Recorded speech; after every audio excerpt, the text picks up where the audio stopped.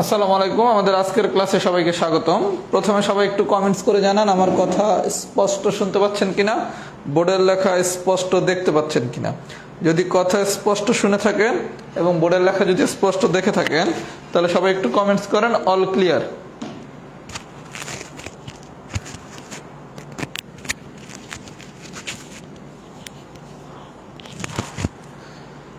কথা যদি সবাই স্পষ্ট শুনে থাকেন আর বোর্ডের লেখা যদি স্পষ্ট দেখে থাকেন তাহলে সবাই একটু কমেন্টস করেন অল ক্লিয়ার। আচ্ছা, আজকে আমরা খুব ইন্টারেস্টিং একটা ক্লাস নেব ইনশাআল্লাহ। যদি ক্লাসটা মনোযোগ সহকারে দেখেন আশা করি এই জিনিস আপনার বাসায় আলাদাভাবে পড়া লাগবে না। আর অনেকেই হয়তো এই জিনিসগুলো পারেন যারা বিশেষ করে কোনো একটা বিসিএস অ্যাটলিস্ট অংশগ্রহণ করছেন। তারপর আমি একটু নিয়মগুলো দেখাই দিচ্ছি। আর আমাদের আজকের পর আর 3টা ক্লাস লাগবে। ক্যালেন্ডারের উপর একটা ক্লাস, দিক ও দূরত্বের উপর একটা ক্লাস, কাউন্টিং ফিগারের উপর একটা ক্লাস, আর ভারসাম্যের যে ম্যাথ ওইটা পড়াতে সর্বোচ্চ 5 মিনিট লাগবে। ওইটা আমি যে কোনো একদিন 3টা ক্লাসের ভিতর দেখাই দেবো। এর ভিতর দিক ও দূরত্ব থেকে মাস্ট কোশ্চেন আসে, দিক ও দূরত্ব থেকে মাস্ট কোশ্চেন আসে। আর ক্যালেন্ডার থেকে যে ধরনের কোশ্চেন আসে এটা খুবই ইজি, মানে ওখানে কোনো বেসিক নাই, পুরোটাই টেকনিক। আচ্ছা, আমি পড়ানো শুরু করি ভাইয়া। আমি প্রথমে হচ্ছে টাইপ 2 পড়াবো। টাইপ 1টা আমি সবার শেষে পড়াবো, কারণ আজকের ক্লাসে আমাদের টাইপ 1টা পড়াতে সময় লাগবে। আচ্ছা, টাইপ 2 এর কোশ্চেনটা দুইভাবে সলভ করা যায়। আমি আমার কাছে যেটা ইজি মেথড মনে হয়েছে আমি সেই মেথডটা দেখাচ্ছি। দুইটা মেথড মানে কি, একটা হচ্ছে আপনি গ্রেটার দেন লেস দেন এই রিলেশন দিয়ে টাইপ 2 সলভ করতে পারেন। কিন্তু অনেকেই ম্যাথমেটিক্সে একটু উইকনেস আছে, মানে গ্রেটার দেন লেস দেনের রিলেশনটা খুব ভালো বুঝতে পারে না। তাদের ক্ষেত্রে আপনি যদি গ্রেটার দেন লেস দেন দিয়ে আমি শিখাই, ম্যাক্সিমামের ক্ষেত্রে এটা হয়তোবা না পারার সম্ভাবনা বেশি হবে। কারণ আপনি যদি গ্রেটার দেন লেস দেনের ইউজ খুব ভালো না বোঝেন তখন তো আপনি বড় ছোট মিলাইতে পারবেন না একাধিক সম্পর্কের ভিতর। এর জন্য আমি গ্রেটার দেন লেস দেন এই কনসেপ্ট দিয়ে করাচ্ছি না, আমি আরেকটা নিয়ম দিয়ে করাচ্ছি, যে নিয়মটা আমার কাছে মনে হয়েছে বেশি সহজ। আর কারো কাছে যদি মনে হয় গ্রেটার দেন দিয়ে করবেন লেস দেন দিয়ে করবেন, করতে পারেন, কোনো সমস্যা নেই। আচ্ছা, অঙ্ক নাম্বার 1 খুব মনোযোগ সহকারে দেখেন। একটা অঙ্ক পারলে আমরা টাইপ 2 সবগুলো ম্যাথ পারবো। বলা হয়েছে বি এর চেয়ে খাটো এবং সি বি এর চেয়ে লম্বা, ডি এর চেয়ে লম্বা কিন্তু বি এর চেয়ে খাটো, সবচেয়ে খাটো কে? আচ্ছা, প্রথম কাজ কোশ্চেন করে দেখেন কি কি দেয়া আছে। এ বি সি ডি ই, এ বি সি ডি ই, এ বি সি ডি ই দেয়া আছে। আচ্ছা, প্রথম কাজ আপনি প্রশ্ন দেখবেন যে কি কি দেয়া আছে, এ বি সি ডি ই। আচ্ছা, এখন বলা হয়েছে কি বি এর চেয়ে খাটো, বি আর এর মধ্যে কি বলা হয়েছে, বি বলা হয়েছে এর চেয়ে খাটো। তাহলে বি যদি এতটুকু হয় এ কি তার থেকে বড় হবে? বি আর এর মধ্যে প্রথমে সম্পর্ক কি বলা হয়েছে, বি হচ্ছে এর চেয়ে খাটো, বি এর চেয়ে খাটো, তাহলে বি যেতটুকু হবে এ তার থেকে বড় হবে। আচ্ছা, নিলাম। এবার বলা হয়েছে কি সি আর বি এর মধ্যে কি সম্পর্ক বলছে, সি আর বি এর মধ্যে এটা হচ্ছে এ আর বি এর সম্পর্ক। আচ্ছা, এবার সি আর বি এর মধ্যে কি বলছে, সি হচ্ছে বি এর চেয়ে লম্বা, সি হচ্ছে বি এর চেয়ে লম্বা, তাহলে বি যেতটুকু হবে সি কি অবশ্যই তার থেকে বড় হবে। আচ্ছা, নিলাম। এবার বলছে ডি ই এর চেয়ে লম্বা, ডি আর ই এর মধ্যে বলা হয়েছে কি ডি হচ্ছে ই এর চেয়ে লম্বা। আচ্ছা, আমি এই ছোট করে কেন দিছি এখন পর্যন্ত আমি জানি না ডি এর সাথে এগুলা সম্পর্ক আবার কি হবে। এর জন্য প্রথম আমি এই সম্পর্কটা নিয়ে নিলাম কি ডি আর ই এর ভিতর, ডি হচ্ছে ই এর চেয়ে লম্বা, ডি হচ্ছে ই এর চেয়ে লম্বা, খুব ভালো কথা। আচ্ছা, তারপর আবার একটু বলে দিছে কি ডি ই এর চেয়ে লম্বা কিন্তু বি এর চেয়ে খাটো, তার মানে বি যেতটুকু ডি তার থেকে ছোট হবে। আপনি আমার কথা বুঝছেন? ডি ই এর চেয়ে লম্বা, তার মানে আমি ডি ই এর থেকে বড় নিলাম, খুব ভালো কথা। এরপর আবার বলে দিছি কি ডি হবে বি এর চেয়ে খাটো, তার মানে কি বি আর ডি এর মধ্যে বি লম্বা, তাহলে বি থেকে তো ডি ছোটই থাকবে। কিন্তু যদি বলতো ডি বি এর থেকে বড় তাহলে আবার আমি বড় করে দিতাম। আপনি কি আমার কথা সবাই বুঝতে পারছেন? এই হলো আমাদের পুরো সিনারিটা। তাহলে আমরা যদি পুরো সিনারিটা পাই তাহলে এই সিনারি দিয়ে আমি কি দেখতে পারতেছি, যদি চোখের দেখা দেখি এখানে সবচেয়ে বড় কে এ, মানে সবচেয়ে লম্বা কে এ, সবচেয়ে খাটো কে ই, সবচেয়ে খাটো কি ই। আচ্ছা, তাহলে আপনারা যদি প্রশ্ন দেয় সবচেয়ে খাটো কে, যে প্রশ্ন দিচ্ছে কি সবচেয়ে খাটো কে, তাহলে অ্যান্সার হচ্ছে কি ই। যদি প্রশ্ন দেয় সবচেয়ে লম্বা কে, লম্বা হচ্ছে এ। এই দুটো কোশ্চেন কিন্তু আপনি এই ছবিটা দেখেই বলে দিতে পারতেছেন যে আমার সবচেয়ে লম্বা, হ্যাঁ আমি দেখতেছি এ, আমার সবচেয়ে খাটো হচ্ছে কে ই। কিন্তু ভেজালটা লাগবে এইভাবে যদি বলা হয় মাঝারি কে। এখন এই জায়গায় মাঝারি সাইজ যদি আপনি বাইর করতে চান, মাঝারি সাইজ মানে কি 1 2 3 4 5 জন আছে, 1 জন 2 জন 3 জন 4 জন 5 জন, মাঝারি মানে যে সাইজে 3 নম্বর সে হচ্ছে মাঝারি। এখন আপনি এই জায়গায় মাঝারি হচ্ছে বি, কিন্তু এটা কিন্তু আপনি ছবি রেখে মেজারমেন্ট করে বের করাটা একটু কঠিন, কারণ এটা একটু বড়, এটা ছোট, এটা আবার তার থেকে একটু বড়, এটা আবার তার থেকে ছোট, এটা আবার তার থেকে ছোট, তার মানে বি যে মাঝারি এটা কিন্তু আপনার এই ফিগারটা দিয়ে বাইর করাটা একটু কঠিন। তখন আপনি কি করবেন, আপনি এরকম করার পর সবচেয়ে লম্বা বা সবচেয়ে খাটো হইলে আপনি দেখেই বলতে পারতেছেন, কিন্তু আপনি যদি মাঝারি বাইর করতে পারেন তখন আপনি চাইলে যদি দেখা বাইর করতে পারেন মোস্ট ওয়েলকাম, যদি দেখা বাইর করতে না পারেন তাহলে কি করবেন দেখেন, এ হচ্ছে সবচেয়ে বড়, এ এরপর হচ্ছে এরপর বড় কে সি, সি এর পর বড় কে বি, বি এর পর বড় কে ডি, ডি এর পর কে ই। তার মানে এ হলো আমার সবচেয়ে বড়, আচ্ছা এ সবচেয়ে বড়, এরপর সবচেয়ে বড় কে সি, তাহলে এ গ্রেটার দেন সি, তারপর বড় কে বি, তারপর বড় কে ডি, সর্বশেষে কি ই। তাহলে এখন এখান থেকে আপনার যদি বলেন মাঝারি কে, মাঝখানে কে আছে বি, তাহলে মাঝারি সাইজের কে ডি। তার মানে আপনি দুইটা মেথড অ্যাপ্লাই করতে পারেন। আবার এটা দিয়েও চাইলে বুঝতে পারেন যে এটা সবচেয়ে লম্বা, এ কি সবচেয়ে খাটো। তার মানে আপনি চাইলে এইটা দিয়েই সব বাইর করতে পারবেন। আর যদি মাঝারিটা কোনো কারণে আপনার এইটা দেখে বের করাটা একটু কঠিন মনে হয় তখন আপনি এই সম্পর্কটা সাহায্য নেবেন। এই কোশ্চেনটা যদি পুরোটা বুঝে থাকেন তাহলে লম্বা, বেটে, খাটো, মোটা, পাতলা যা আছে সব ধরনের কোশ্চেন ইনশাআল্লাহ অ্যান্সার করতে পারবেন। আমি আরো একটা এক্সাম্পল দেখাবো, এক্সাম্পল 1 ডান হয়েছে কিনা। আর এভাবে না করে যদি কেউ এরকম করেন এ গ্রেটার দেন বি, আবার সি গ্রেটার দেন বি, ঝামেলা হচ্ছে ভাই এই রিলেশনগুলো মিলাইয়া এই ফাইনাল রিলেশন বের করতে হলে খুব ভালো ম্যাথ পারতে হবে। কথা কি বুঝছেন? অসমতা পড়াইতে যে আমি বুঝছি আপনারা গ্রেটার দেন লেস দেনে খুব উইক ম্যাক্সিমামই, এই কারণে আর আমি এই মেথডে গেলাম না, কারণ আমার কাছে এই মেথডটা ইজি মনে হয়েছে যে সবার জন্য সহজ। আর কেউ যদি এই মেথডে করতে পারেন মোস্ট ওয়েলকাম করেন।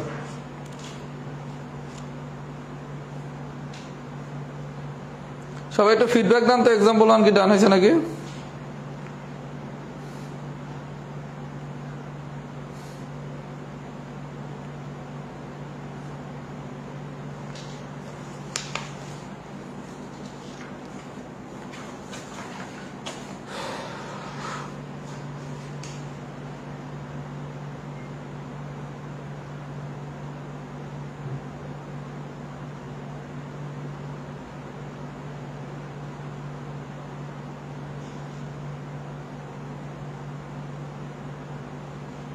আচ্ছা এক্সাম্পল 1 ডান হলে আমি এক্সাম্পল নাম্বার 7টা দেখাচ্ছি, তাহলে আমাদের পুরো বিষয়টা ক্লিয়ার হয়ে যাবে। ভার্সন 7,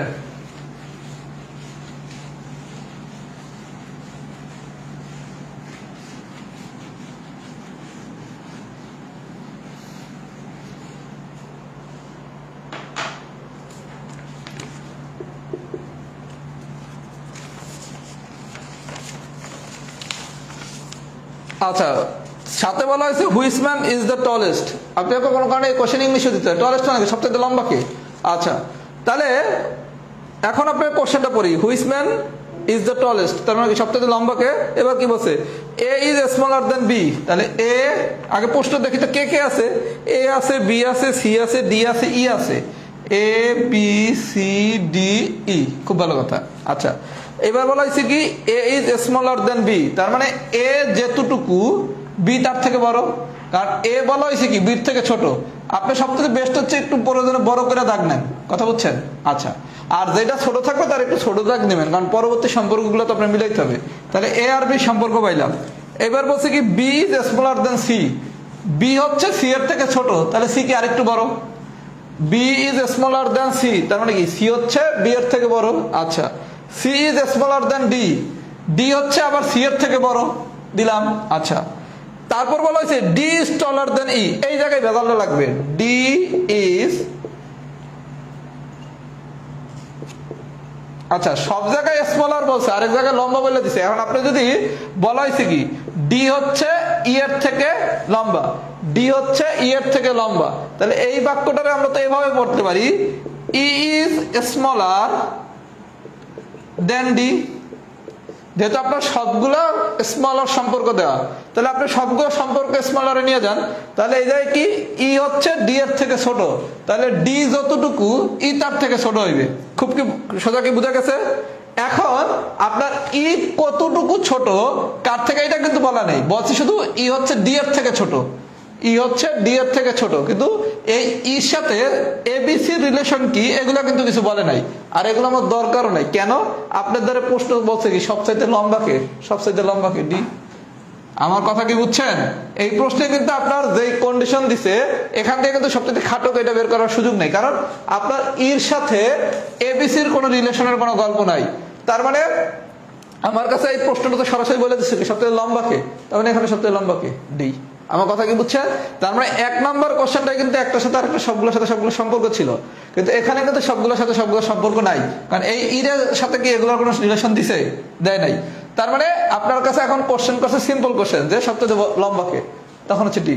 আর এই জায়গায় যখন রিলেশনটা দেখবেন বোঝার সুবিধার্থে স্মলার হলে সব স্মলার বানিয়ে নেবেন, যদি আপনার হচ্ছে ইয়া বলে মোটা বলে তাহলে সব মোটা বানিয়ে নেবেন, শুকনা বলে সব শুকনা বানিয়ে নেবেন, তাহলে হিসাবটা করার সুবিধা। অনেক আছেন এই হিসাব দিয়ে ওইটা মিলাইতে পারেন, তারা তো মোস্ট ওয়েলকাম যারা ভালো পারেন। এই পর্যন্ত বুঝে থাকলে দেখেন টাইপ 2 ডান, টাইপ 2 ডান। টাইপ 3 আমি একটু পরে পড়াচ্ছি, টাইপ 1 আর টাইপ 3 আমি পরে পড়াবো, টাইপ 4 আর টাইপ 5 আগে পড়ে নাই। এই পর্যন্ত বুঝে থাকলে লেখেন তো টাইপ 1 ডান, টাইপ 2 ডান। সবাই কি বুঝছেন নাকি? দেখেন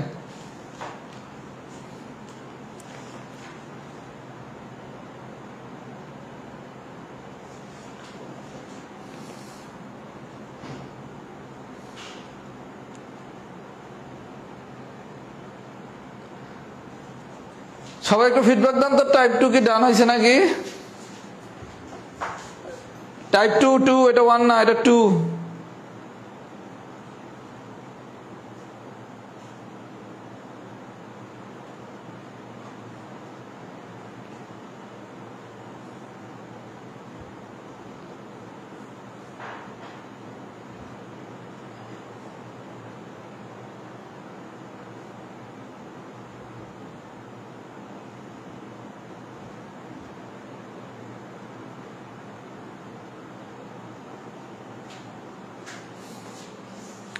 আচ্ছা, টাইপ 2 ডান হলে এবার আসেন টাইপ 4। টাইপ 4 হচ্ছে আজকের ক্লাসের সবচেয়ে সোজা আলোচনা।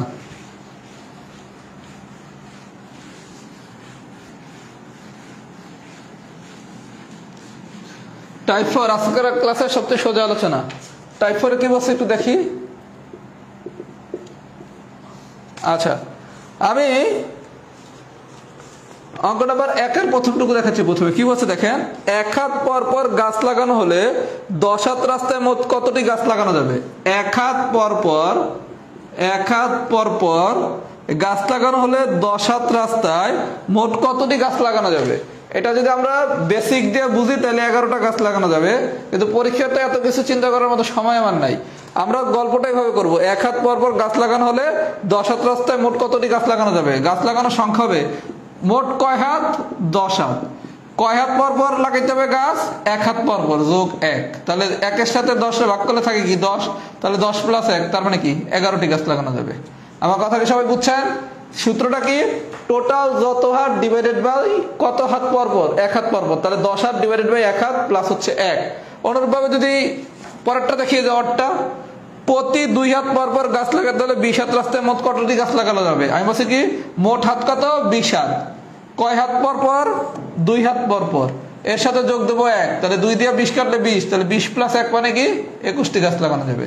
সবাইকে আমার কথা বুঝছেন? গল্প খুব সোজা। এই ধরনের কোনো কোশ্চেন দিলে কি যত হাত ডিভাইডেড বাই যত হাত পর পর, যত হাত ডিভাইডেড বাই যত হাত পর পর প্লাস 1।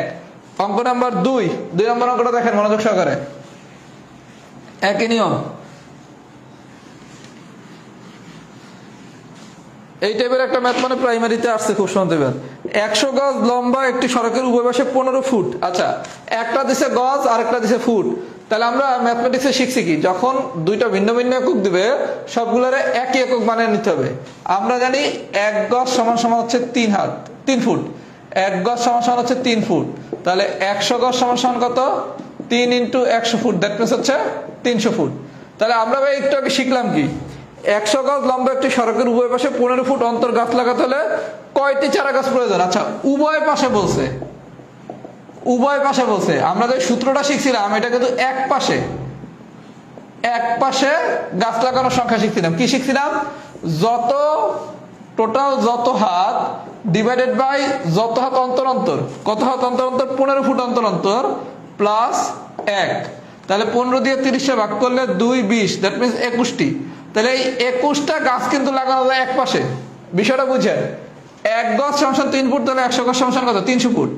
এই জায়গায় কিন্তু আপনার এক পাশে কয়টা গাছ লাগানো যায় এটা বলে নাই। আমরা যে সূত্রটা শিখছিলাম এটা ছিল এক পাশে কয়টা লাগানো যায়।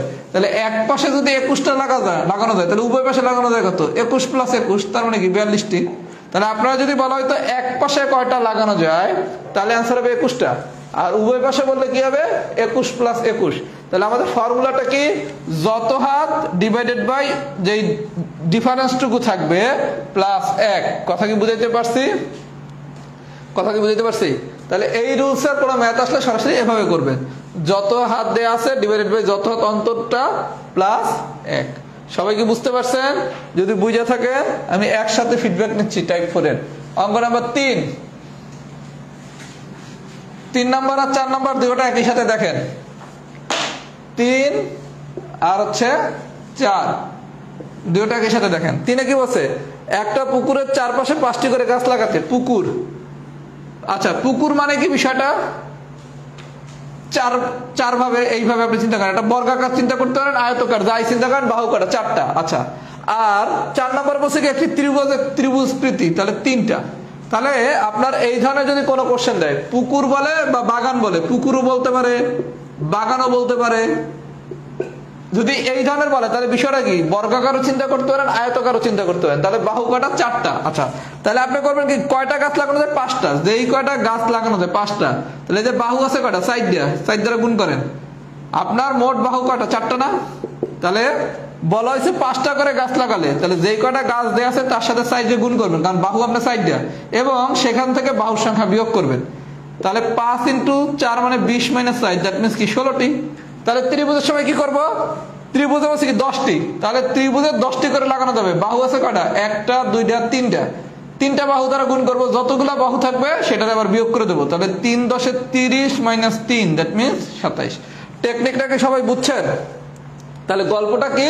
আপনার 3 বা 4 এই টাইপের যদি কোনো কোশ্চেন দেয়, যদি বর্গাকার মানে চতুর্ভুজ টাইপের হয়, 4টা বাহু থাকে, তখন আপনার গল্পটা হচ্ছে যেই কয়টা গাছ লাগাইতে বলবে তার সাথে বাহুর সংখ্যা গুণ করছেন, যেই কয়টা গাছ লাগাইতে বলছে তার সাথে বাহুর সংখ্যা গুণ করছেন। ত্রিভুজের ক্ষেত্রে বাহু 3টা, আর পুকুর বা বাগান বলে বাহু হচ্ছে 4টা, এবং যতগুলা বাহু সেটারে বিয়োগ করে দিবেন, যতগুলা বাহু সেটারে বিয়োগ করে দিবেন।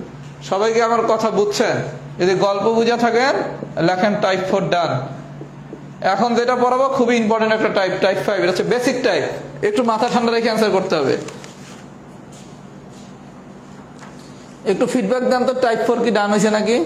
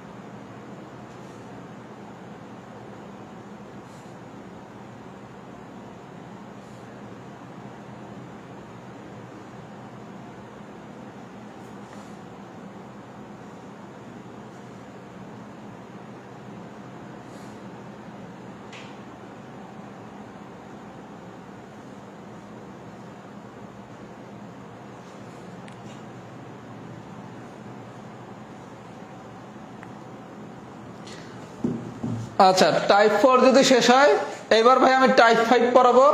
খুবই গুরুত্বপূর্ণ আলোচনা, এখান থেকে পরীক্ষার কোশ্চেন আসতে পারে, এবং এটা বোঝার জিনিস। একটু মনোযোগ সহকারে সবাই টাইপ 5টা বোঝেন। এবং টাইপ 5টা যেহেতু গুরুত্বপূর্ণ টাইপ, এটা আমরা একটু ধীরে স্থির ভাবে পড়বো। টাইপ 4টা লেস ইম্পর্টেন্ট টাইপ ছিল, এবং এই কারণে আমি একটু ফাস্ট পড়েছি টাইপ 4। আর টাইপ 5 আবার ইম্পর্টেন্ট, সুতরাং এটা তো একটু স্লো পড়াতে হবে। আচ্ছা, খুব মনোযোগ সহকারে সবাই বিষয়টা বোঝেন। একটা ম্যাথ বুঝলে কেস 1 পুরোটাই পারবেন। মিম একটি শ্রেণীতে সামনে থেকে নবম এবং পিছন থেকে 36তম হলে শ্রেণীটিতে শিক্ষার্থীর সংখ্যা কত? আচ্ছা, স্টুডেন্টের নাম কি? মিম। কি বলা হয়েছে, মিম একটা শ্রেণীতে সামনে থেকে নবম, এটা হচ্ছে আমার সামনের অংশ আর এটা হচ্ছে পিছন। সামনে থেকে সে হচ্ছে নবম আর পেছন থেকে সে হচ্ছে 36তম। সামনে থেকে নবম আর পেছন থেকে হচ্ছে 36তম। এবার বলছে শ্রেণীতে মোট শিক্ষার্থী কত। আচ্ছা, তাহলে সামনে থেকে শিক্ষার্থী হচ্ছে 9 জন, পেছন থেকে শিক্ষার্থী হচ্ছে 36 জন। গল্পটা বুঝেন, মিম একটা শ্রেণীতে সামনে থেকে নবম, তার মানে এই যে শিক্ষার্থী আছে কয়জন, 9 জন। আচ্ছা, পেছন থেকে 36 জন। একটা শ্রেণীতে সামনে থেকে যদি নবম হয় তার মানে কি সামনে স্টুডেন্ট আছে কয়জন, 9 জন। আর পেছন থেকে 36টা বলে মিমের পিছনে স্টুডেন্ট আছে কয়জন, 36 জন। তাহলে মোট স্টুডেন্ট আছে কত, 9 আর 36 যোগ করলে কি 45 জন। এই বন্ধুকে আমরা সবাই বুঝছি না, গল্পটাকে আমরা এই বন্ধু বুঝছি। মিমের সামনে আছে 9 জন, পিছনে আছে 36 জন, তাহলে 9 আর 36 যোগ করলে কত, 45 জন। অ্যান্সার তো 45 হওয়ার কথা ছিল, কিন্তু অ্যান্সার হবে 44 জন। প্রশ্ন হচ্ছে কেন, আপনি 9 জন আর 36 জন আমি বলছি, প্রশ্নে তো 9 জন বা 36 জন বলে নাই, বলছে সামনে থেকে নবম, পিছন থেকে 36তম। তাহলে এই যে টোটাল গল্পটা, এই যে টোটাল এই ভ্যালুটা, এটার মধ্যে কি মিমও আছে না, মিমও তো একজন। তাহলে আমি যে 45 জন নিলাম, এই 45 জনের ভিতর তো আমার হচ্ছে 9 আর 36 যোগ করলে কি 45 জন আছে। এখান থেকে আমার এই মিমেরে বাদ দিতে হবে, বাদ দিলে কি 1 হয় না বাদ, তখন অ্যান্সার হবে কত, 44 জন। আমি কি কথা বুঝাইতে পারছি, আমি কি বুঝাইতে পারছি? কারণ আপনি যখন এই পুরোটা নিয়ে নিছেন, এটা তো সবাইরে নিছেন, এখন আপনার তো মিমরে বাদ দিতে হবে। তাহলে মিমরে বাদ দিলে কি 9 আর 36 হচ্ছে কি, দুটোটা তো জোন না, নবম আর একটা হচ্ছে 36তম, তাহলে 2তম মিললে হচ্ছে 45তম। এখান থেকে মিমের বাদ দিলে থাকে কত, 44। তার মানে শিক্ষার্থী সংখ্যা কত, 44 জন। যদি কেউ মোটামুটি বুঝে থাকেন, আমি আরেকটা ম্যাথ বুঝাই, তাহলে ক্লিয়ার হয়ে যাবেন। এগুলো আরো অনেক নিয়মে করানো যায়, যার কাছে আমার নিয়মটা সহজ মনে হবে সে আমার নিয়মেও করতে পারেন। আবার যদি আপনার গাইড বই বা আপনি যে নিয়মে শিখছেন ওই নিয়মেও করতে পারেন। এগুলোর কোনো স্পেসিফিক আমার নিয়মেই করতে হবে এরকম কোনো কথা নাই। যেমন 3 নম্বরটা একটু বুঝি। আলবি শ্রেণীকক্ষে প্রথম সারিতে বসা আছে, ডান দিকে অথবা বাম দিক থেকে গণনা করলে আলবি অষ্টম ছাত্র, এগুলো আলবি। আচ্ছা, আলবির সামনেও আছে 8 জন, পিছনেও আছে 8 জন। আচ্ছা ভাই, এই জায়গায় কিন্তু আমি জোনটা বলতেছি, জোন কিন্তু নাই, বলছে অষ্টম ছাত্র। অষ্টম আর 8 জন দুটোর মধ্যে কিন্তু একটু পার্থক্য আছে, সামনে অষ্টম পিছনে অষ্টম। আমরা জোন করে কেন পড়তেছি, আমরা বলতেছি এরকম আলবির সামনে আছে 8 জন, আলবির পিছনে আছে 8 জন, তাহলে মোট আছে কয়জন, 8 আর 8 16 জন। আচ্ছা, এখান থেকে আলবিরে বাদ দিয়ে দেন, তাহলে 16 - 1, দ্যাট মিনস কি 15 জন। আমি কি বুঝাইতে পারছি? আলবির সামনে আছে 8 জন, পিছনে আছে 8 জন, তাহলে মোট আছে কয়জন, 16 জন। এখান থেকে আলবিরে বাদ দেন, বাদ দিলে থাকে কতজন, 15 জন। তার মানে শ্রেণীকক্ষের প্রথম সারিতে কতজন ছাত্র বসা আছে, 16 জন, সরি 15 জন। আচ্ছা, আরেকটা ম্যাথ করাই, তাহলে একটু ফিডব্যাক নেব। নাম্বার 6, নাম্বার 6 6 কি বলছে একটু দেখি। সালেহা একটি বালিকা শ্রেণীর যে কোনো প্রান্ত থেকে একাদশ অবস্থানে রয়েছে। শ্রেণীতে কতজন বালিকা আছে? সালেহা একটা শ্রেণীকক্ষের যে কোনো প্রান্ত থেকে, তার মানে সামনে, মানে ডান বলেন আর বাম বলেন, বা সামনে বলেন বা পিছনে বলেন, যেমনি বলেন না কেন, তার অবস্থান হচ্ছে 11তে। তার মানে তার সামনে আছে 11 জন, পিছনে আছে 11 জন, তাহলে মোট আছে কয়জন, 11 11 22 জন। আর আমি সালেহারে কি বাদ দিতে হবে, তাহলে মোট কয়জন, 21 জন। সবাইকে আমার কথা বুঝছেন? যদি বুঝে থাকেন ঠান্ডা মাথায় একবার কেস 1টা করবেন, লেখেন সবাই কেস 1 ডান। ঠান্ডা মাথায় সবাই একটু কেস 1টা করবেন। আর একটা প্রশ্নের একটু কারেকশন নেন। 8 নম্বর কোশ্চেনের অ্যান্সার হচ্ছে 37 জন। 8 নম্বর কোশ্চেনের অ্যান্সার হচ্ছে 37 জন। ওই যে ভুলে 2 বার 38 লিখে ফেলছি। 8 নম্বর কোশ্চেনের অ্যান্সার হচ্ছে 37 জন। এটাও হচ্ছে আপনার এই কেস 1 এর ম্যাথ। 8 নম্বর অঙ্কের অ্যান্সার হচ্ছে 37 জন। এটাও কেস 1 এর ম্যাথ। সবাই একটু ফিডব্যাক দেন, একটু ফিডব্যাক দেন কেস 1 বুঝছেন কিনা।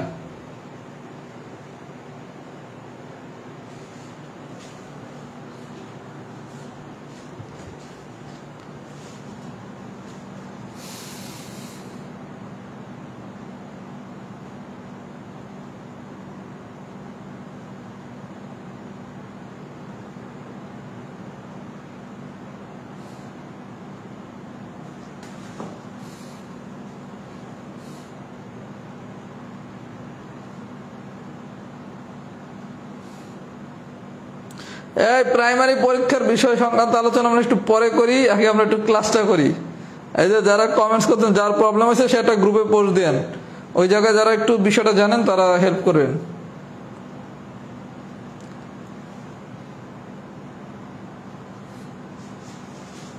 আচ্ছা, এবার আসেন ভাই কেস 2। এই জায়গায় একটু পেছানো ঝামেলা আছে। আমি কেস 2 হচ্ছে 10 নম্বর ম্যাথ দিয়ে শুরু করি পড়ানো। কেস 2 একটু ঠান্ডা মাথায় বিষয়টা বুঝছেন। কেস 1 তো সবাই বুঝছেন, কেস 1 কিন্তু সোজা। 8 নম্বর কোশ্চেনের আনসার 37 জন, এটা কি নিছেন? আচ্ছা, কেস 1 খুবই ইজি, কেস 2 তে একটু প্যাচ আছে, সবাই একটু ঠান্ডা মাথায় বোঝেন। আমি 10 নম্বর দিয়ে করানো শুরু করলাম। আচ্ছা, 10-এ কি বলছে? একটা থিয়েটারের এক লাইনের আসনগুলোকে T1 থেকে T50 পর্যন্ত ধারাবাহিকভাবে নাম্বারিং করা হয়েছে। সুমন T17 আসনে এবং সজীব T39 আসনে বসেছে, তাদের মাঝে আর কতটি আসন আছে? আচ্ছা, মনে করেন এই আসনটাতে বইছে সুমন, সুমন বসছে কততে? T17-তে। আর সজীব বসছে কততে? T39-এ। মানে এটা হচ্ছে টিকেট নাম্বার 17, আর একজনের টিকেট নাম্বার হচ্ছে 39। এবার বলছে তাদের মাঝখানে মোট কতটি আসন আছে। আচ্ছা, বিষয়টা দেখেন, আপনি 39 থেকে যদি 17 বাদ দেন তাহলে কি 22, তাই না? 39 থেকে আমি যদি 17 বাদ দেই তাহলে কি 22 না? আচ্ছা, আমি এই 22 থেকে আবার 1 বাদ দিতে হবে, অ্যান্সার হবে 21। এখন অনেকেরই মাথায় ঢুকতে পারে না যে ভাইয়া এই 1 বাদ দিলেন কেন। আপনি যদি নর্মালি বিষয়টা এইভাবে চিন্তা করেন, T17 একটা টিকেট, T39 একটা টিকেট। আচ্ছা, তাহলে 18, 19, 20, 21, 22, 23, 24, 25, 26, 27, 28, 29, 30, 31, 32, 33, 34, 35, 36, 37, 38, 1, 2, 3, 4, 5, 6, 7, 8, 9, 10, 11, 12, 13, 14, 15, 16, 17, 18, 19, 20, 21। এই জায়গায় দেখেন অ্যান্সার কি 21টা না? মাঝখানে গ্যাপ কত? 21 না? T17 আর T39। এই জায়গায় যদি আমি মাঝখানে নাম্বারিং গুলো করেন, নাম্বারিং করে পরীক্ষা অ্যান্সার করা যাবে না, কারণ 17 আর 39 না দিয়ে তো অনেক বড় ডিজিটও দিতে পারে। তাহলে আপনি যদি নাম্বারিং করেন তাহলে 17 এবং 39-এর মাঝখানে গ্যাপ আছে কি কি? 18, 19, 20, 3টা। 21 থেকে 30-এ 10টা, 31 থেকে 38-এ 4টা, তার মানে মোট কি 21টা। এই তো হওয়ার কথা ছিল, তাই না? আচ্ছা, এখন আপনি যখন এইটা হচ্ছে মুখে মুখে করবেন, মুখে মুখে কি করবেন? আপনার সুমন পড়ছে T17-তে, সজীব পড়ছে T39-এ। তাহলে T39 মানে 39 নম্বর টিকেট মানে 17 নম্বর টিকেট আসে কত? 22। এখন আপনার এই জায়গায় দুইজন হচ্ছে সুমন আর সজীব, এই দুইজনের ভিতর দুইজনের সমান একজন ধরেন। আমরা কি করছিলাম? 1 বিয়োগ করে দিছিলাম না? আগের কোশ্চেনগুলো খেয়াল আছে? এই দুইজনের সমান আমরা ধরবো 1, তাহলে 22 থেকে 1 বিয়োগ করলে আসবে কত? 21 জন। আমি কি বুঝাইতে পারছি? আগের ম্যাথগুলোতে কি একজন লোক ছিল না, যে আলভি বা হচ্ছে মিম, তখন কি 1 বিয়োগ করছে? এই জায়গায় দুইজন সমান আমি ধরবো একজন রে, দুইজন সমান 1 ইউনিট, এই 1 বিয়োগ করে দেবো। আর কারো কাছে যদি এটা একটু কঠিন মনে হয়, আপনার যদি নাম্বারিং এর রেঞ্জটা কাছের ভিতর মানে অল্প হয়, তাহলে আপনি হাতেও করতে পারবেন। কিভাবে? 17 থেকে 39-এর মধ্যে ডিফারেন্স, তাহলে 18, 19, 20, 3, আর 21 থেকে 30 মানে কি 10, আর 31 থেকে 38 মানে কি 8, তার মানে 21। কথা কি বুঝতে পারছি? সবাই কি বুঝছেন? আচ্ছা, সবাই যদি বুঝে থাকেন, এইবার হচ্ছে কোশ্চেন নাম্বার 9, 7 আর 9 একটু মনোযোগ দিয়ে দেখেন, তাইলে আমাদের ভেজাল শেষ। 7 আর 9 সবাই একটু মনোযোগ সহকারে দেখেন। 9 নম্বরে কি বলছে দেখেন,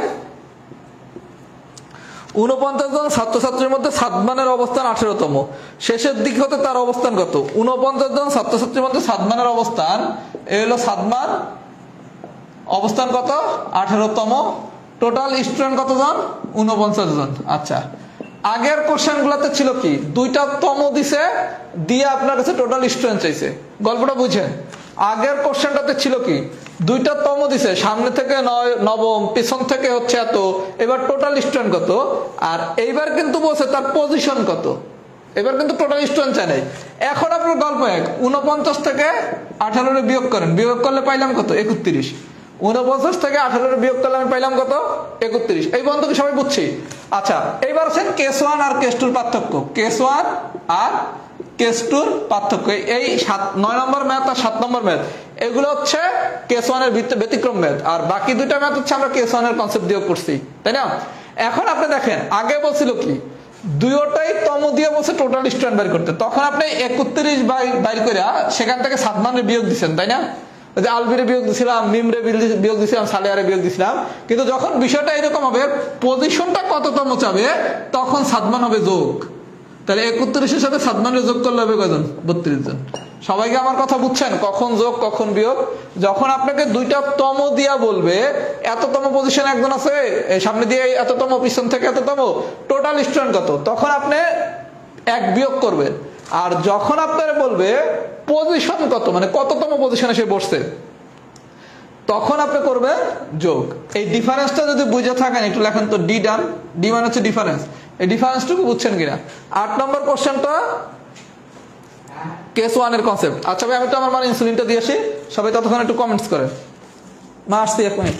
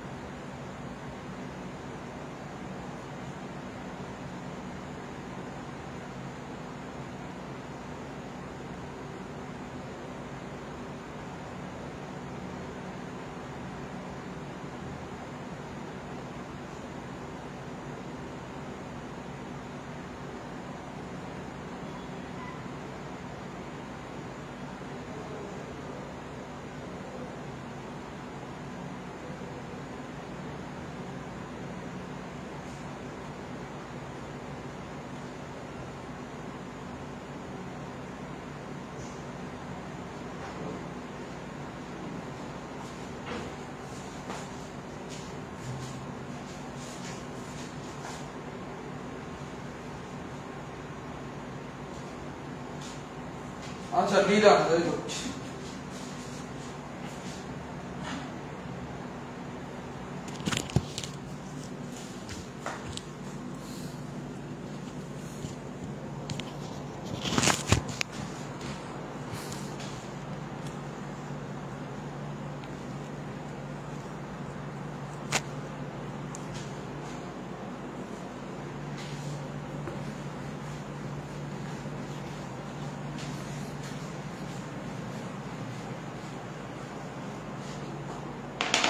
আচ্ছা এবার আসেন অঙ্ক নম্বর 7। আচ্ছা 7-এ কি বলছে? একটি ক্লাসে 59 জনের মধ্যে রাকিব 23তম হয়েছে, ঊর্ধ্বক্রমে সে কততম হয়েছে? মানে কি এবারও কিন্তু পজিশন চাইছে। রাকিব কততম হয়েছে? 23তম। টোটাল কতজন? 59 জন। আমরা জানি কি শিখছি? টোটাল থেকে প্রথমে এটা বিয়োগ করবো, এটা তো কমন গল্প, এটা নিয়ে কোনো সমস্যা নেই। 59 থেকে 23 বিয়োগ করলে হচ্ছে 36। তারপরে আমাদের গল্প ছিল কি, যে পজিশন যদি চায় তখন আমরা রাকিবরে করবো যোগ, আর যদি টোটাল স্টুডেন্ট চাইতো তাহলে রাকিবরে করতাম বিয়োগ। তাহলে মোট কতজন? 36তম। সবাইকে আমার কথা বুঝছেন? আমি যেই নিয়মে টাইপ 5 করাইছি আপনাকে যে এই নিয়মেই করতে হবে বিষয়টা এরকম না। যার যেভাবে মনে হবে ইজি সে সেভাবে করবেন। আমি আমার মতো করে করাইছি কারণ আমার কাছে এই নিয়মটা ইজি মনে হয়েছে, মানে আমি যে নিয়মটা করাইছি এটাই যে ইজি, বিষয়টা এরকম না। আপনি এর থেকেও সহজ কোনো নিয়মে পারতে পারেন, অথবা কোনো গাইড বই এর থেকেও সহজ করে করতে পারে। কথা কি বুঝতে পারছেন? এই জন্য আপনার কাছে যেটা মোস্ট ইজি মনে হবে সেটা আপনি করবেন। যদি আমারটা ইজি মনে হয় আমারটা করবেন, যদি আমার থেকে মনে হয় অন্য একটা নিয়ম আপনি আরো ইজি ভাবে জানেন সেটাও করবেন। কারণ মানসিক দক্ষতা বিষয়টা হচ্ছে পুরোটাই টেকনিক, এখানে কোনো বেসিক নাই। আর টেকনিক হচ্ছে আমি সব দুর্দান্ত টেকনিক জানি, আমার থেকে ভালো টেকনিক কেউ জানে না, বিষয়টা তো এরকম না। সবাই যদি বুঝে থাকেন লেখেন টাইপ 5 ডান। এখন আমরা পড়বো টাইপ 1। টাইপ 1 আমরা খুব মজা করে পড়ার চেষ্টা করব। আচ্ছা, এই ব্যাচের একজন স্টুডেন্ট একটা কমেন্টস করছে, আমি একটু কমেন্টসটা রিপ্লাই দিই, যদিও লাইভ আজকে খুব কম আছেন। আমি কখনো কি এই কথা বলছি যে এই ম্যাথ আমি খুব সহজ করে পড়াইছি, এগুলো অন্যান্য শিক্ষকরা অনেক বড় করে পড়ায়, তারপর হচ্ছে আমি হচ্ছে যেভাবে পড়াই এভাবে কেউ পড়াইতে পারবে না, এই ধরনের কথা আমি কি কখনো বলছি?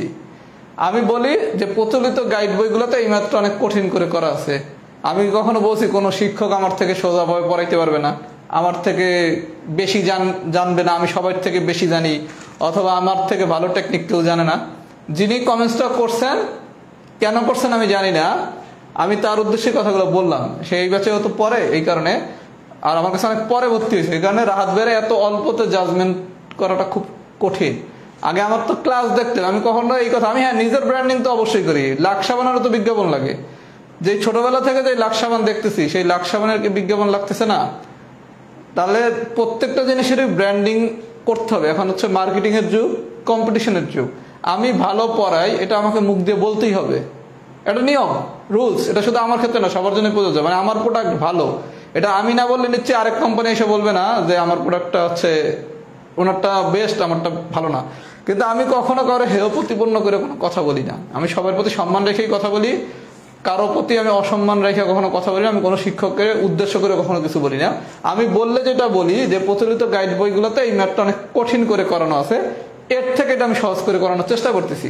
আমি এই কথাটা বারবার বলি, কিন্তু আমি কখনো এই কথা বলি না যে অমুক অন্যান্য সব শিক্ষক এই ম্যাথ 2-3 পৃষ্ঠা বসে করায়, আমি খুব সহজ করে পড়াই।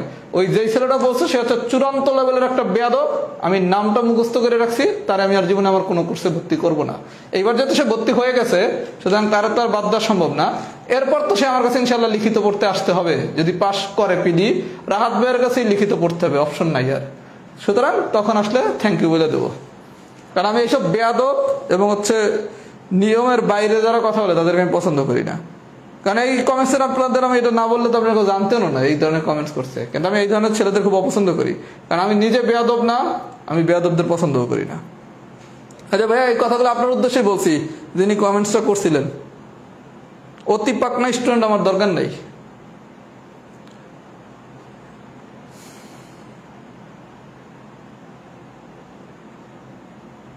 কারণ আমার বিষয়টা খুব সহজ। আমি প্রায় আপনাদের কাছে ফিডব্যাক চাই যে আমার ক্লাসের মান ইমপ্রুভ করার জন্য কি করা যেতে পারে।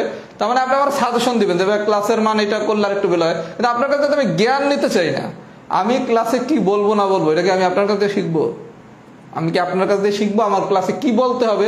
আমার কি এতটুকু বয়স হয় না? আমি কি ঢাকা বিশ্ববিদ্যালয়ে ঘাস খেয়ে বড় হয়েছি? আমি ঢাকা ইউনিভার্সিটিতে 10 বছর রাজনীতি করে আসছি, আমি তো ঘাস খেয়ে বড় হই নাই। আমরা তো টুকটাক কিছু জানি, আমাদেরও তো টুকটাক মেধা আছে। সুতরাং আমি তো আপনার কাছে কি বলতে হবে সেইটা শিখার কোনো হচ্ছে পরামর্শ চাইনি। আমি বলছি আমার ক্লাস রিলেটেড আপনার কোনো পরামর্শ থাকলে বলেন যে ভাই আর একটু স্লো পড়ান, লেকচার শিটটা আর একটু ইমপ্রুভ করেন, লেকচার শিটে হয়তো আর একটু প্র্যাকটিস দেন, বা এক্সামটা আর একটু গুছানো পদ্ধতিতে নেন। কারণ আমি এক্সাম খুব বাজে পদ্ধতিতে নেই, এটা তো আমি নিজেও স্বীকার করি। কথা কি বোঝে না? এই জ্ঞান দেন যে আরো ইমপ্রুভ কিভাবে করতে পারি। কিন্তু আমি কি বলবো ক্লাসে কি বলবো না এইসব বললে তো আপনি নিশ্চয়ই কারো এজেন্ট। কারণ এখন যারা পড়ায় কেউ তো স্টুডেন্ট পাচ্ছে না, সব তো আলহামদুলিল্লাহ আমি পড়াই। এখানে ক্ষোভ তো অনেকেরই আছে আমার উপর। আচ্ছা, এই যে একজন ভালো কথা বলছে 143 মৌলিক সংখ্যা না, এটা একটু করে দিয়েন। হ্যাঁ, এই কোশ্চেনটা আমি একটু তাড়াহুড়ো করে সেদিন পড়াইছি, আমি এটা দেখছি, আমি এটা বলে দেবো ভাইয়া। আজকে হয়তো বলতে পারবো না, আগামী ক্লাসে আমার একটু মনে করে দেন, আমি বলে দেবো। আচ্ছা, এবার আছেন টাইপ 1। এটা হচ্ছে আজকের দিনের খুব ইন্টারেস্টিং একটা টাইপ। দুইটা জিনিস শুধু মনে রাখতে হবে, পুরুষ মানে হচ্ছে প্লাস আর মহিলা মানে হচ্ছে মাইনাস। আমরা শিখলাম কি পুরুষ মানে প্লাস আর মহিলা মানে হচ্ছে মাইনাস। আর জেনারেশন, ফার্স্ট জেনারেশন সবার উপরে হবে, সেকেন্ড জেনারেশন তারপর হবে, থার্ড জেনারেশন হবে তারপর। মানে কি আমি আপনি আমরা হচ্ছে থার্ড জেনারেশন যদি হই, আমাদের বাবা মা হচ্ছে সেকেন্ড জেনারেশন, আর আমাদের দাদা দাদি বা নানা নানি হচ্ছে ফার্স্ট জেনারেশন। তার মানে উপরে থাকবে কি? সবার উপরে যদি এই রিলেশনের ভিতর আসি, তাহলে ফার্স্টে কি অবশ্যই উপরে থাকবে আমার দাদা দাদি বা নানা নানি, তারপর থাকবে কি আমার বাবা মা, তারপর থাকবো কি আমরা, তাই না? তার মানে জেনারেশন হিসাব করলে সবচেয়ে প্রথম মানে যার থেকে যে আসছে। আপনারা আরো সহজ করে যদি বলি, সেট আর সাবসেট। মানে কি আমি সেট থেকে তো সাবসেট পাইছি। সাবসেট মানে কি আমি দেখতে আমার মায়ের মতো না, আমার মা দেখতে আমার মতো, আমি দেখতে আমার মায়ের মতো। তার মানে মায়ের কাছ থেকে আসছি কি আমি, আবার আমার মা আসছে কার কাছ থেকে, নানির কাছ থেকে। বিষয়টা হচ্ছে এরকম, মানে যার কাছ থেকে যে আসছে, মানে যে, একটু খারাপ বাংলা ভাষায় যদি বলি, যে হচ্ছে আপনার প্রোডাকশন দিবে সে থাকবে উপরে, আর যে হচ্ছে প্রোডাক্ট সে থাকবে নিচে। তার মানে নানির প্রোডাক্ট কে, মা, তাহলে প্রোডাকশন দিচ্ছে কে, নানি, তাহলে মা থাকবে নিচে, নানি থাকবে উপরে। আবার মা আর আমার ভিতর প্রোডাক্ট কে, আমি, প্রোডাকশন কে, মা। আমি কি বুঝাতে পারছি? তার মানে যে হচ্ছে প্রোডাক্ট সে থাকে নিচে, যে হচ্ছে উৎপাদক সে থাকবে উপরে। এতটুকু কি সবাই বুঝছেন? যদি বুঝে থাকেন লেখেন তো একটু বিডান, তাহলে আমাদের গল্প খুব ইজিলি শেষ। এই পর্যন্ত কি সবাই বুঝছেন নাকি? যদি বুঝে থাকেন একটু লেখেন বিডান।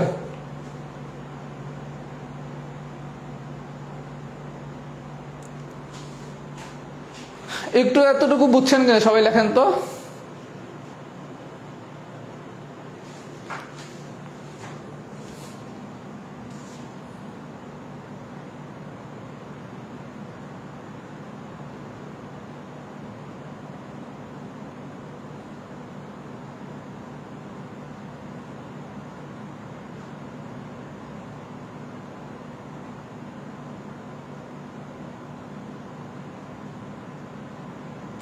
আচ্ছা, বি ডান, গুড। এবার আসেন আমরা একটু কোশ্চেনগুলো ঠান্ডা মাথায় দেখি। কোশ্চেনগুলো আমরা একটু ঠান্ডা মাথায় দেখি।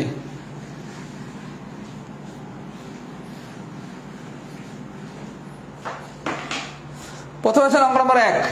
আচ্ছা, একে কি বলছে? আচ্ছা, 1 আপনারা করেন, আমি 2 করাই। 1 তো একদম সোজা। 2 নম্বর কোশ্চেনটা দেখেন, খুব মনোযোগ সহকারে দেখবেন। আপনি যদি 2 পারেন মোটামুটি আপনার সবই হয়ে যাবে। বলা হয়েছে ক ক্ষয়ের পুত্র, ক ক্ষয়ের পুত্র। তাহলে খ হচ্ছে আমার প্রোডাকশন, ক হচ্ছে আমার প্রোডাক্ট।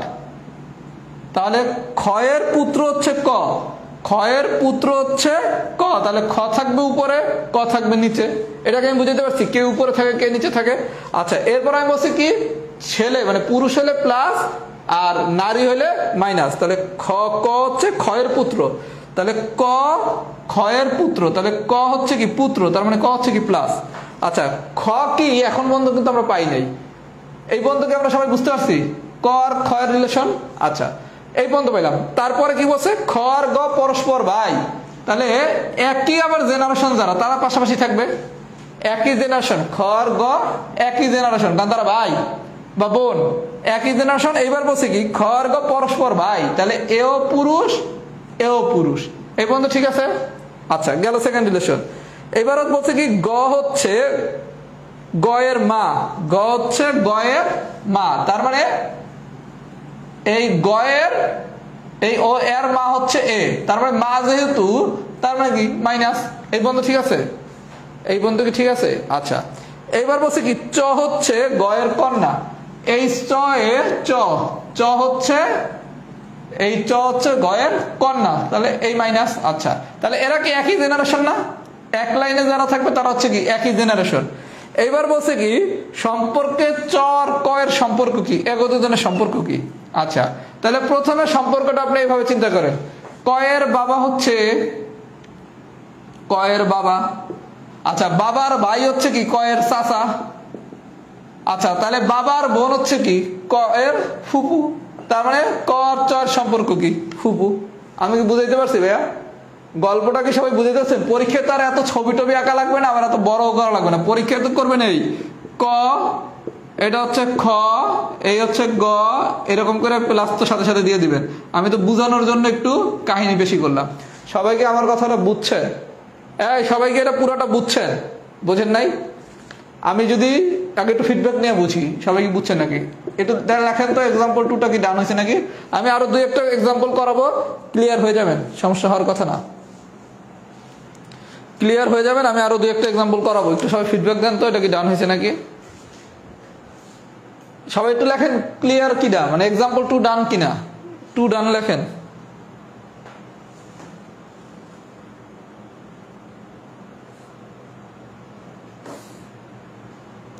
আচ্ছা, এখন নট ডান লিখছেন, কোনো সমস্যা নেই ভাইয়া, আমরা আরো একটা এক্সাম্পল করবো, ক্লিয়ার হয়ে যাবেন। 4 নম্বরটা যখন করাবো ক্লিয়ার হয়ে যাবেন। মোটামুটি কি বুঝছেন? এই যে যে ভাইয়া নট ডান লিখছেন মোটামুটি বুঝছেন কিনা একটু লেখেন তো।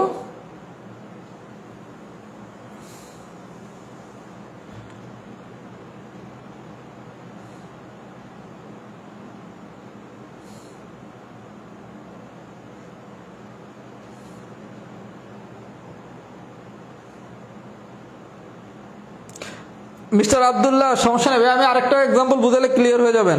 আরেকটা বুঝাই তাইলে ক্লিয়ার হয়ে যাবেন। আচ্ছা এবার আসেন এক্সাম্পল 4টা আমি বুঝিয়ে দিতেছি, তাইলে সবাই ক্লিয়ার হয়ে যাবেন। এরপর যদি না বোঝেন ক্লাসের শেষে আবার 2 নম্বর দেখাবো না, সমস্যা নেই। 4 নম্বরটা দেখেন, ক্লিয়ার হয়ে যাবেন।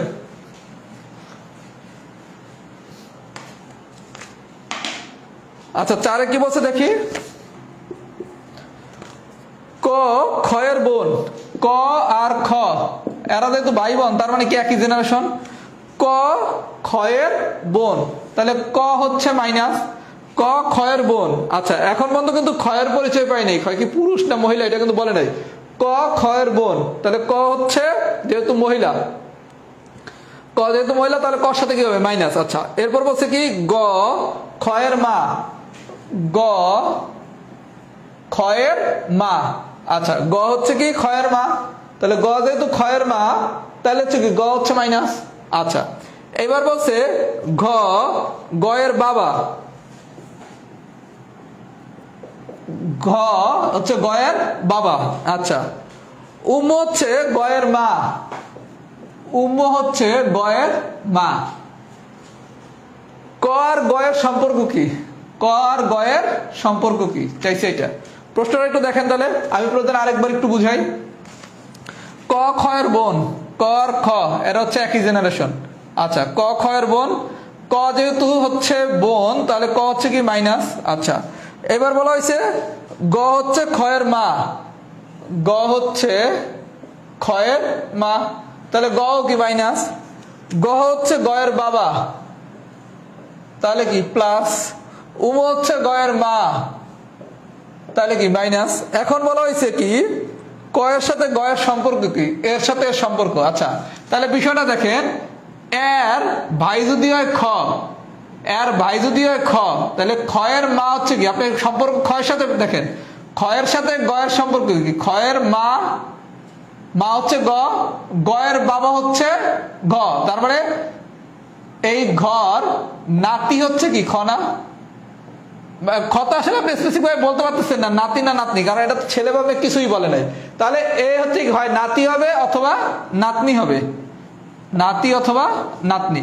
মানে যদি পুরুষ হয় তাহলে হচ্ছে নাতি, আর যদি মহিলা হয় তাহলে হচ্ছে নাতনি। কিন্তু আমার তো খ বলে দেয় না, আর খ তো চাইও নাই, চাইছি কি ক। তাহলে খয়ের বোন যদি হয় ক, তাহলে ক কি নাতনি না। আপনি কি আমার কথা বুঝছেন? আপনি আর কয়ের সাথে গয়ের রিলেশন বসে, আপনি এত পেছে না যে আরো সহজে আসেন। ক্ষয়ের সাথে গয়ের সম্পর্ক কি, এই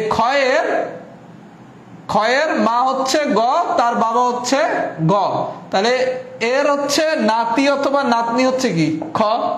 এখন নাতি বা নাতনি বুঝতে হলে কি, এত পুরুষ না মহিলা এটা তো উল্লেখ করে দেয় নাই, কিন্তু ক্ষয়ের বোন হচ্ছে কি ক, তাহলে ক যেহেতু বোন তার মানে হবে কি নাতনি, আর ক যদি পুরুষ হতো তাহলে হয়তো কি নাতি। আমার কথা কি সবাই বুঝছেন?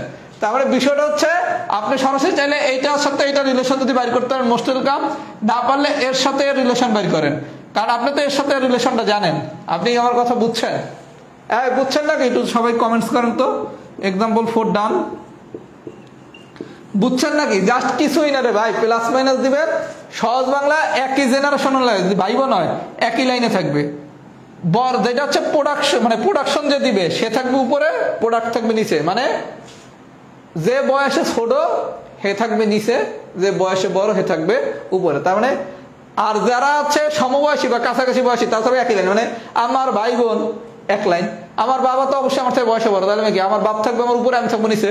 আমার দাদা আবার কি আমার বাপের থেকে বড়, তাহলে বাপের উপরে থাকবে কি দাদা। কিন্তু আমার চাচা আর বাবা কি আমার সমবয়সী, এরকম চিন্তা করবেন, তখন বাবা আর চাচা কি একই লাইনে থাকবে, মানে একই জেনারেশন একই লাইন, আগের জেনারেশন উপরে। কথা কি বুঝাইতে পারছি? এতটুকু যদি বোঝেন তাইলে এই জায়গার গল্প শেষ। এতটুকু বুঝছেন কিনা একটু ফিডব্যাক দেন তো। এক্সাম্পল 4 মানে সামারি কিচ্ছু না রে ভাইয়া, পুরুষ হইলে প্লাস মহিলা হইলে মাইনাস। সবাই একটু ফিডব্যাক দিতে থাকেন, আমি একবার সামারিটার একবার বলি। পুরুষ হইলে প্লাস মহিলা হইলে মাইনাস, একই জেনারেশন। একই জেনারেশন মানে হচ্ছে আমরা বলি না আমাদের বাপ চাচারা, বাপ চাচা মানে কি এক জেনারেশন, আমাদের খালা ফুপুরা এক জেনারেশন, আমাদের হচ্ছে দাদা দাদি এটা আবার হচ্ছে কি বাপের উপরে জেনারেশন, মানে বয়সে যে বড় সে থাকবে উপরে, বয়সে যে ছোট সে থাকবে নিচে, আর একই গোত্রের যারা তারা থাকবে একই লাইনে। এতটুকু যদি বোঝেন তাহলে কোনো সমস্যা নেই। আচ্ছা, এই পর্যন্ত যদি বুঝে থাকেন এবার আছেন এক্সাম্পল নাম্বার 7।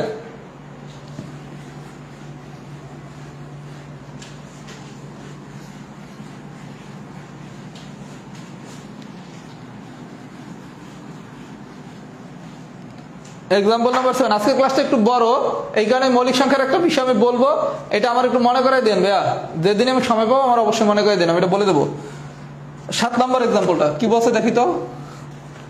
আপনার কাকার কাকা, আচ্ছা কাকা দিয়ে শুরু, আপনার মানে কি, আপনার মানে আপনি আপনারই ধরেন, তাহলে আপনি কি ছোট না, তাহলে আপনি থাকবেন নিচে, কাকা থাকবে উপরে। এখন আপনি কি ছেলে নামে, এগুলো তো কিছুই বলে নাই, তাহলে আপনি আপনার মতোই থাকেন। আপনার কাকার একমাত্র বড় ভাই, আপনার কাকার একমাত্র বড় ভাই, একই জেনারেশন, বড় ভাই কি কাকা বাপ চাচা একই জেনারেশন। আচ্ছা, একমাত্র বড় ভাইয়ের মেয়ের, বড় ভাইয়ের মেয়ে, বড় ভাইয়ের মেয়ে, আচ্ছা মেয়ের ছোট ভাই, ছোট ভাই মেয়ের ছোট ভাই, ছোট ভাই কি আবার একই জেনারেশন না? এই বন্ধু ঠিক আছে, ছোট ভাই আপনার কি হয়, মানে আপনার সাথে এই এর সম্পর্ক কি, বিষয়টা কি বুঝাইতে পারছি? তাহলে প্রশ্ন নাম্বারটা আরেকবার পড়ি। আপনার কাকা, তাহলে আপনি এই কাকা হলো কি, যেহেতু বয়সে বড় তার মানে উপরে থাকবে। আচ্ছা, কাকার একমাত্র বড় ভাই, একমাত্র বড় ভাই মানে কি একই জেনারেশন, এই বড় ভাইয়ের আবার মেয়ে, মেয়ে হচ্ছে কোথায় নিচে, মেয়ের আবার ছোট ভাই, মেয়ের হলো ছোট ভাই, এই বন্ধু বাইর করছেন। এইবার বলছে আপনার কি হয়। আচ্ছা, প্রথমে আসেন আপনি এই মেয়ের সাথে আপনার সম্পর্কটা দেখেন, আপনার সাথে আপনার কাকার বড় ভাইয়ের মেয়ে কি আপনার বোন না, আর মেয়ের হচ্ছে কি ভাই, তাইলে আপনার বোনের যে ভাই সে কি আপনার ভাই না? এই মেয়ের সাথে আপনার সম্পর্ক কি বোন সম্পর্ক না, আপনারা কি একই জেনারেশনের না? তাহলে আপনার বোন, বোনের ভাই সে কি হয় আপনার ভাইত্ব হয়, তার সম্পর্কটা হচ্ছে ভাই। আর একটা জিনিস একটু লিখে নেন, পিতামহ মানে হচ্ছে দাদার একমাত্র পুত্র। পিতামহ আমরা সাধারণত হচ্ছে খুব সুন্দর, পিতামহ শব্দটা হচ্ছে আমাদের মানে একটু অপ্রচলিত শব্দ, এই গানের একটু সবাই লিখে রাখেন। পিতামহ মানে হচ্ছে দাদার একমাত্র পুত্র। 10 নম্বর এক্সাম্পলটা আমি হোমওয়ার্ক দিলাম, দেখি 10 নম্বরটা পারেন কিনা, না পারলে 10 নম্বর আমি প্রয়োজনে আগামী ক্লাসে দেখাই দেবো। এক্সাম দেখেন সবাই, টাইপ 1 ডান। এখন আরেকটা টাইপ পড়াবো, সেটা হচ্ছে টাইপ 3, তাহলে আমাদের গল্প ফিনিশ। টাইপ 3 পড়ালেই গল্প ফিনিশ। একবার প্র্যাকটিস করেন, আশা করি ইনশাল্লাহ এগুলো সমস্যা হবে না।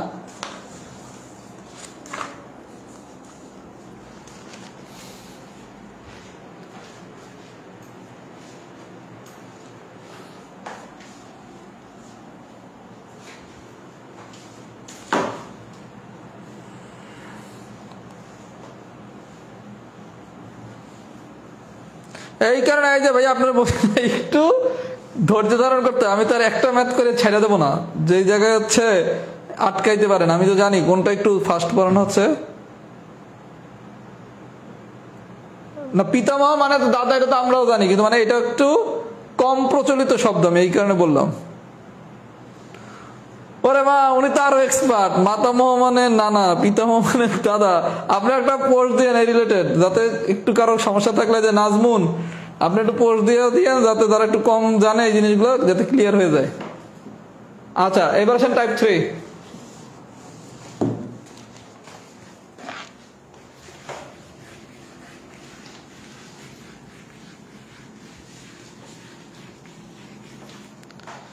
টাইপ 3 অঙ্ক নাম্বার 1।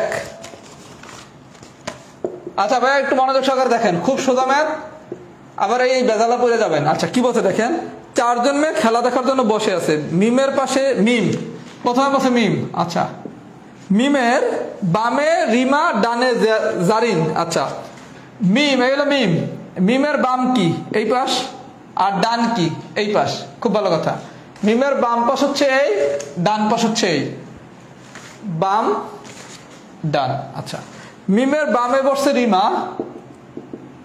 আর ডানে বসছে জারিন। খুব ভালো কথা, চারজন মেয়ে খেলা দেখার জন্য বসছে। মিমের বামে বসছে রিমা, ডাইনে বসছে জারিন। মিম ও জারিনের মাঝে এই মাঝখানে বসছে মালিহা। গল্পটাকে বুঝাইতে পারছি? প্রথমে বলছে মিম আপু, এই আপুর বামে বসছে রিমা, ডানে বসছে জারিন। খুব ভালো কথা। তারপর বলছে মিম আর জারিনের মধ্যে, এই মিম আর জারিনের মধ্যে বসছে আবার মালিহা, বসাইলেন। এইবার আপনার দ্বারা চাইছে কি রে ভাইয়া, কে বাম দিক থেকে দ্বিতীয়। তাহলে এ হলো প্রথম, এ হলো দ্বিতীয়, এ হলো তৃতীয়, এ হলো চতুর্থ। বাম দিক মানে কি? এই পজিশন থেকে দ্বিতীয় কে? মিম। আমি কি বুঝাইতে পারছি? আপনি প্রথমে সবাই বসাইছেন কন্ডিশন অনুসারে। এবার আপনার দ্বারা বলছে কি, কে বাম দিক থেকে দ্বিতীয়। তাহলে বাম দিক থেকে দ্বিতীয় কে? মিম। যদি বলা হয় তো বাম দিক থেকে তৃতীয় মালিহা, বাম দিক থেকে প্রথম রিমা। যাই বাইর করতে দেখ, পারা কি যাবে? আমি কি বুঝাইতে পারছি? তাহলে গল্পটাকে আপনার কন্ডিশনের আলোকে, এটা যে প্রশ্ন এরকম কিন্তু হুয়াও আসবে না, যে কোনো ভাষাতে আসতে পারে, এরকম কন্ডিশনের আলোকে বসাবেন। এইবার আপনার দ্বারা যা চাইছে তার আলোকে অ্যান্সার করবেন। যদি বুঝে থাকেন লেখেন এক্সাম্পল 1 ডান। এক্সাম্পল 1 ডান। এই পর্যন্ত যদি বুঝে থাকেন একটু লেখেন তো।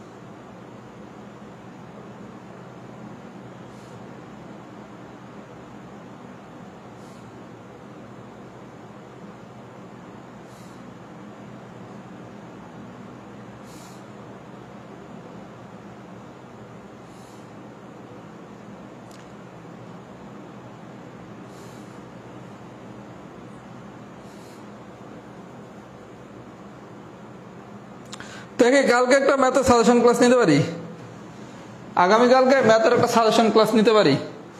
আপনাদের গ্রুপে আমি জানাবো যদি নেই। আগামীকালকে আমার একটা ম্যাথের বীজগণিতের 9 মার্কের উপর একটা সাজেশন ক্লাস নেওয়ার ইচ্ছা আছে। আর আপনাদের হচ্ছে আর 3টা ক্লাস বাকি আছে। আমি একটু ঝামেলার মধ্যে আছি, এই কারণে ক্লাসগুলো আমার হচ্ছে মে মাসের 15 তারিখের ভিতর মানসিক দক্ষতা শেষ করার কথা ছিল। আজকে মের 15, মানে আমার আজকে শেষ করার কথা ছিল। মানে আপনাদের আমি যেদিন প্রথম গাইডলাইন ক্লাস নিয়েছিলাম তখন বলছিলাম আমরা মে মাসের 15 তারিখের ভিতর ইনশাল্লাহ সিলেবাস শেষ করব। আমি 3টা ক্লাস বাকি আছে, মানে আমি মে মাসের 15 তারিখের ভিতর শেষ করতে পারি নাই। এটা কিছুটা ব্যর্থতা আমার তো মাইনা নিতেই হবে, কারণ আমি মেয়ের 15 তারিখ শেষ করতে চাইছি কিন্তু আমি পারি নাই। কিন্তু ভাইয়া ক্লাস আছে মাত্র 3টা। আমি বলে দিচ্ছি কি কি। দিক ও দূরত্বতে আমরা ম্যাক্সিমাম ম্যাথ করবো পিথাগোরাসের উপপাদ্য অ্যাপ্লাই করিয়া। তার মানে যারা আমার কাছে ম্যাথ পড়ছেন তাদের কাছে এটা কিচ্ছু না।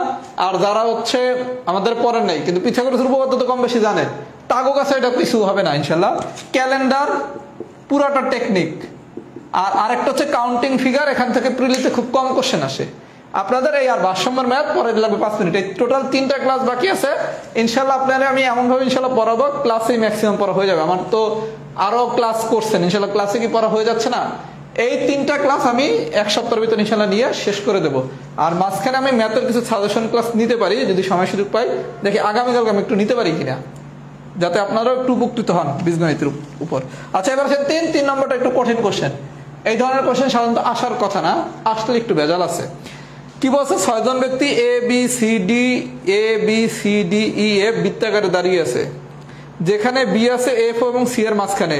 এই জায়গাটা এর কথা আসবে, একটু প্রশ্নটা কারেকশন করেন। যেখানে বি আছে এফ এবং সি এর মাঝখানে, এর কথাটা আসবে। এ আছে ই আর ডি এর মাঝখানে, বি আছে এফ আর সি এর মাঝখানে, এফ আর সি এর মাঝখানে আছে। তার মানে আমরা প্রথমে লিখতে পারি সি, পরে লিখতে পারি এফ, মানে ক্রম অনুসারে যদি লিখি তাহলে বি আছে কি সি আর এফ এর মাঝখানে, এ আছে কি ই আর ডি এর মাঝখানে। এই হলো গল্প। আপনারা বলছে কি এ বি সি ডি এরা বৃত্তাকারে দাঁড়িয়ে আছে, বৃত্তাকারে A B C D E F দাঁড়িয়ে আছে। তারপর বলা হয়েছে বি আছে এফ এবং সি এর মাঝখানে, তার মানে বি আছে কি সি আর এফ এর মাঝখানে। আচ্ছা, আর এ আছে ডি আর ই এর মাঝখানে, আরেকটা কন্ডিশন বলছে ডি এর বামে হচ্ছে এফ আছে, ডি এর বামে এফ আছে, ডি এর বামে, তার মানে ডি এর বামে এফ। আচ্ছা, তার মানে এখন আমারে বলছে এ এবং এফ এর মাঝখানে কি আছে, মানে যে কোনো একটা কোশ্চেন বলতে পারে। এখন আমার কাজ হচ্ছে 1 2 3 4 5 6 এই 6 জনের বসানো, এই যে পজিশনটা, এই পজিশনটায় বসানো, এটা হচ্ছে আমার এখন কাজ। তাহলে আপনি যদি এই সম্পর্কটা চিন্তা করেন সিবিএফ, এটা যদি আমি বসাইতে চাই, তাহলে এর যদি আমি বি লিখি, মনে করেন এর যদি আমি বি লিখলাম বি, তাহলে বির এক পাশে থাকবে সি আর এক পাশে থাকবে এফ। আচ্ছা, এইবার বলছে ডি এর বামে থাকবে হচ্ছে এফ, তাহলে এইটা যদি ডি হয়, ডি এর বামে থাকবে কি এফ। আচ্ছা, ডি এর বামে থাকবে কি এফ, ডি এর বামে থাকবে কি এফ। আচ্ছা, ডি এর বামে রাখলাম এফ। এইবার এই ডি আর ইর মাঝখানে থাকবে কি এ, ডি আর ইর মাঝখানে থাকবে কি এ। এই হলো সাজানো হয়েছে না, সাজানো কি হয়েছে ডি। এই যে বিষয়টা দেখেন ভাইয়া, আপনি প্রথমে সিবিএফ রে বসান, বসান তো কোনো কিছুই না, কারণ বি হচ্ছে কি আমার সি আর এফ এর মাঝখানে, তাহলে সিবিএফ বসাইলাম। এইবার বলছে এফ এর ডি এর বামে এফ, তাহলে ডি এর বামে এফ নিলাম এই সম্পর্ক।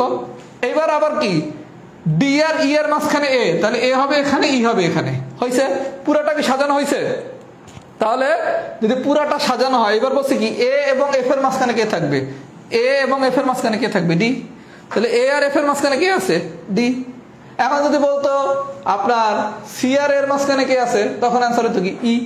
আমি কি বুঝাইতে পারছি? তার মানে এই ধরনের কোশ্চেন পারতে হলে একটু ইনস্ট্যান্ট মাথা খাটাইতে হবে। যে আপনি মাথা খাটাইতে পারেন তাহলে ঠিক আছে, আর যদি মাথা খাটাইতে না পারেন তাহলে কিন্তু ঠিক নাই। বুঝাইতে কি পারছি? তার মানে আপনার কিছুই না, এই সম্পর্কটা বসাবেন, এটা হচ্ছে কন্ডিশন 1, এইটা বসাইয়া এইটা সম্পর্কটা সাহায্য নেবেন, তারপর হচ্ছে এই সম্পর্ক, তাইলে কোশ্চেনটা হয়ে যাবে। এক্সাম্পল 3টা একটু কঠিন কোশ্চেন, এত কঠিন কোশ্চেন আশা করি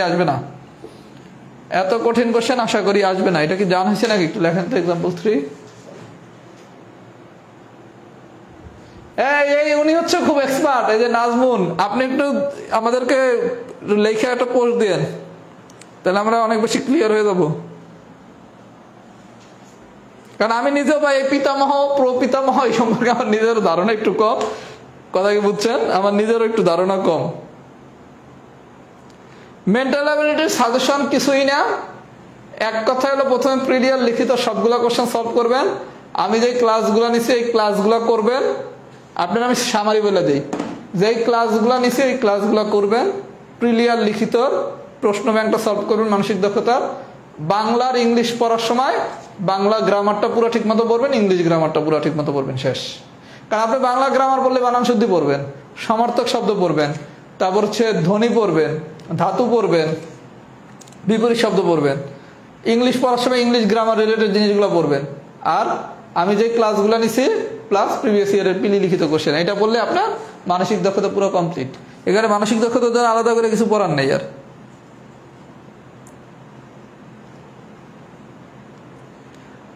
আচ্ছা, তাহলে আজকের ক্লাস এই পর্যন্তই। আমাদের পরবর্তী ক্লাসটা আশা করি ইনশাআল্লাহ মঙ্গলবার দিন হবে অথবা বুধবার দিন হবে। আমি চেষ্টা করবো আগামী রবিবার দিনের ভিতরে সিলেবাসটা শেষ করে দিতে। যে 3টা ক্লাস আছে, আমরা আগামী দিন হয় দিক ও দূরত্ব পড়বো অথবা ক্যালেন্ডার পড়বো। সবাই লাস্টে পড়বো কাউন্টিং ফিগার, কারণ কাউন্টিং ফিগার দিয়ে তেমন একটা কোশ্চেন আসে না, আর আমরা শেষের দিকে বললে যেটা আমাদের মনে থাকে। আমি আবারও দুঃখ প্রকাশ করতেছি, আমার আজকের ভিতর সিলেবাসটা শেষ করার কথা ছিল, আমি মাঝখানে আমার একটা বিপদের কারণে পারি নাই, নাহলে ইনশাআল্লাহ আজকের ভিতরে শেষ করে ফেলতে পারতাম। 3টা ক্লাস বাকি আছে, আমি কিন্তু তাড়াহুড়ো করতেছি না, ইনশাল্লাহ প্রপারলি শেষ হবে, যাতে আপনাদের ওই 3টা ক্লাস করলে ইনশাল্লাহ বাসায় খুব বেশি পড়া লাগবে না। আমি এতটুকু দায়িত্ব নিয়ে বললাম, বাসায় খুব বেশি ইনশাল্লাহ পড়তে হবে না। ওকে ভাইয়া, একটু ফিডব্যাক দেন ফুল ক্লাস কি ডাউন হয়েছে কিনা। আর মৌলিক সংখ্যার ওই জিনিসটা আমি বলবো, প্রয়োজন আমি একটা এক্সট্রা ক্লাস নেবো না, সমস্যা নেই। আর মেবি আগামীকালকে ম্যাথের একটা সাজেশন ক্লাস হবে, হইলে আমি আপনাদের গ্রুপে পোস্ট দেবো, ক্লাসটা করেন।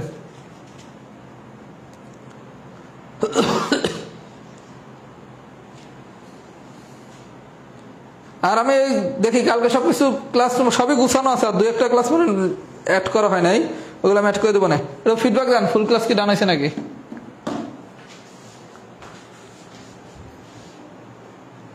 ওকে, আল্লাহ হাফেজ, আসসালামু আলাইকুম।